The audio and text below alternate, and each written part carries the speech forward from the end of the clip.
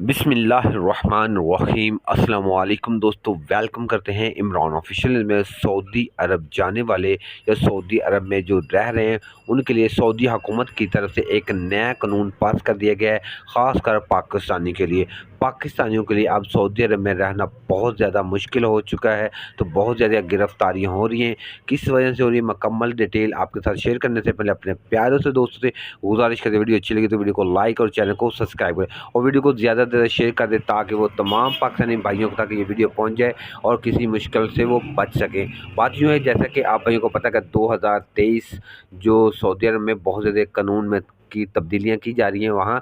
उन लोगों ने ये पाकिस्तानियों की गिरफ़्तारी के जो वारंट जारी किए गए हैं, वो ख़ासकर वो लोग जो आज़ाद वीज़े वाले, जो अपने जिनका मायना कोई और है और वो किसी कफ़ील या किसी कंपनी में या किसी मुसस्से में काम कर रहे हैं और उसका मायना कोई और है, तो उनके लिए बहुत ज़्यादा ये वीडियो है कि उनको जो पकड़ कर डायरेक्ट ही डिपोर्ट किया जा रहा है, जेल में नहीं डाल रहे, डायरेक्ट डिपोर्ट किए जा रहे हैं। लिहाजा अपना ख्याल करें। अल्लाह हाफ़िज़।